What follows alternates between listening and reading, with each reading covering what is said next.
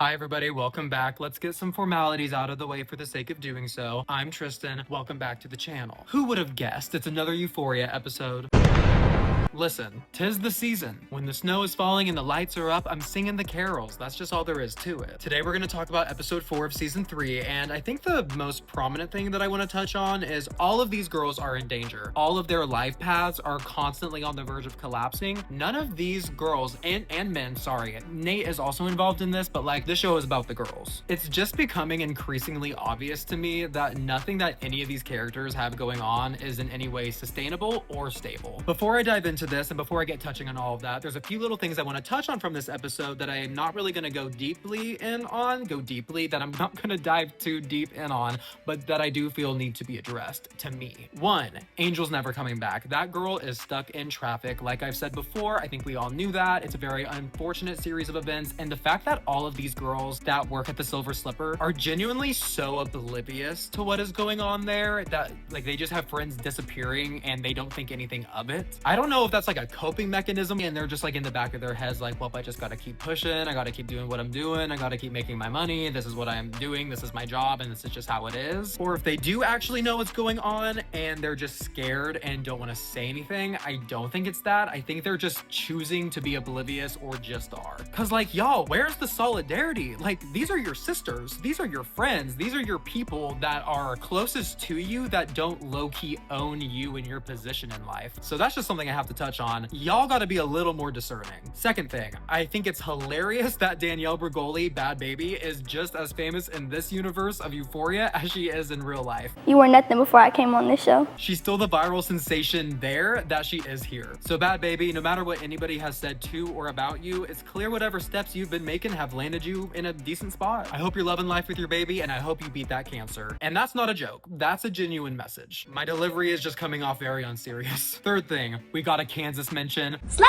Kitty, who is the new girl at the Silver Slipper that this episode is named for, is apparently from Kansas. And as someone who is from Kansas and filming this in Kansas, I have to say, I love a Kansas mention. I eat that up every time I get it. And she's a baddie, see? Kansas is dropping baddies left and right. And the fourth thing that I want to touch on is the fact that we got some really good OG Euphoria vibes up in this episode. That party scene with Cassie and Maddie, that was old school Euphoria. That is what the people needed. Gorgeous high contrast eyeshadow and some drunk dancing. So to the people of Euphoria, thank you. Now that I have all that out of the way, let's dive into the meat and potatoes of what is going on here. To start, I want to say I'm actually really loving that we are getting a Cassie and Maddie dynamic front and center again. Their relationship and dynamic to me, while absolutely chaotic, unstable, and ridiculous, is also super iconic. Their energy together is just always so intriguing to watch and is one of the things that I think that all of us can agree is the most captivating about this show. And I love to see Cassie putting her foot down. Cassie without a man, that is what we need to see. We haven't seen a lot of it, but hey, all I'm seeing is Cassie is actually able to make some good decisions. Is that what he calls it? She's been putting up with Nate's bullshit a long time, and would I have done that? Probably not. But I will say, at the first sign of actual danger, actual turmoil that is like, I don't know how to word it, just super bad, she threw all of her bags off that balcony and she dipped. And good, because Cassie, the road you're already going down with this whole situation and career path you're getting into and with Maddie is already going to lead you to some pretty interesting and probably not favorable places. So I think not being with Nate and not being under the constant stress of possibly getting like assassinated is a good move on your part. And that scene with the two of them killed me. Like, Nate, you literally got your toe cut off. Congratulations, you sewed it back on. I guess we're just continuing the plot of Nate not having to deal with the full ramifications of his actions, at least in regards to his toe and the permanence of losing it. But he's just sitting there talking to her, like throwing metaphors left and right. And she's just like, I don't care. Like, what are you talking about? What is the actual point of what you're saying? Because you can sit here and be like, we can build back stronger. And she's like,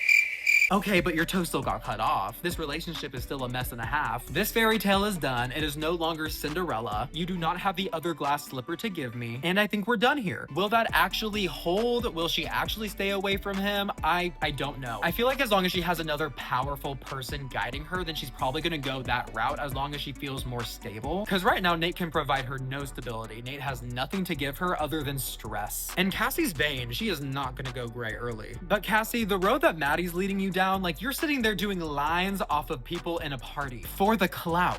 And listen, I'm not judge, jury, and executioner. You can do what you want. You're a gorgeous girl and you obviously have the power to catch some attention and to get things your way. But whenever she was doing that line off of that guy and the look on her face, first of all, she was so hilarious in this scene. She looked over to that girl and she was like, he likes it. Mean mugged her. And you know that girl's so mad because whenever she was saying that, Maddie represents her and she's also just kind of like doing the same career path. She's like, oh, that's funny. That's so weird. I love Maddie though. To anybody who's never been to LA, that's kind of it for you. But she did that line off of that influencer guy and I thought for a second that she was about to overdose. But it just turns out it was just super strong and she wasn't expecting that. And I think the most surprising thing is that Cassie's never done that before. Has she? How have you managed to run in the circles you do and not have done that? I mean, congrats. If the first time you're gonna do it is for some clout, I guess that's your prerogative.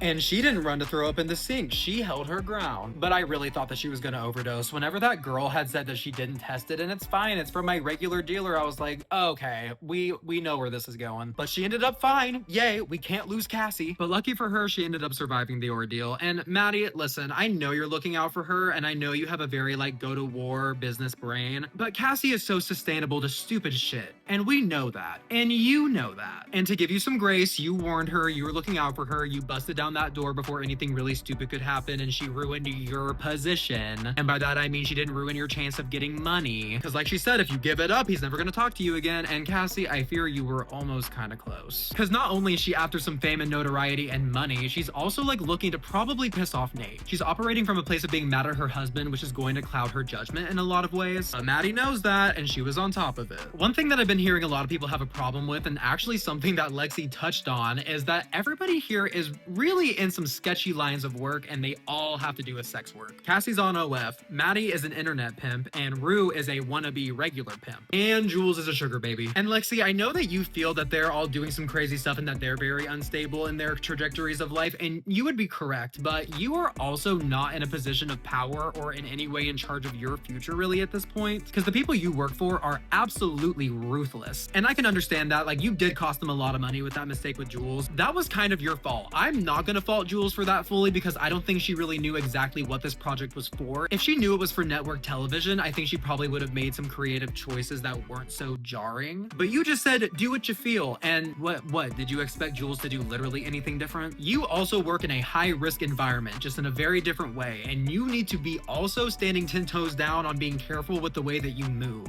I'm not here to give you a lecture, girl, but come on. Communication is key. Let's choose our words a little more carefully, please. And then we won't end up where we ended up. And I had high hopes for Jules. Like, I don't want to see her having to be a sugar baby. I really, really do not. Because your place in this world is literally dependent on another man wanting you. And not in a good way. It is completely transactional. So to hold Jules to account a little bit here, I would have also asked for much more specific information. Because if I was her and I had this big opportunity and I knew it was an option for me to like get out of the line of work that I'm currently in that's making me most of my money, and this would be a potential way for me to get out into the world and to really stand on my own, I'd want to know completely what parameters I am working in. And if someone's being vague for something really important, I can't say that I would have taken that at face value. I can't say that I would have been like, okay, cool. I'd be like, are you sure though? Like, what exactly are we going for? Because I'm going to paint some penises on this canvas. Is that just me? Does anyone disagree? Do we know where I'm coming from? Both of them probably should have done a better job. But Jules, get away from that sugar daddy. You're gonna end up couch surfing like Rue. Do you want to be like Rue? Does anybody? She's a lucky girl and I don't feel like anybody else is gonna get as lucky as her. And let's talk about that for a second. Whatever happened to her is actually a very realistic thing. As soon as authorities start catching on to a bigger ring of illegal activity, they're going to pinpoint the people at the bottom of that totem pole and use them to catch the bigger fish. And that's exactly what's happening with her. You can call it luck, but really what would be luck is not getting caught on camera in Mexico. Once again, Rue being involved in something that is completely unstable and dangerous. She's not just working for a strip club. She's not a bouncer. She's not a receptionist, if you can call it that. She's not a hostess. She's really like a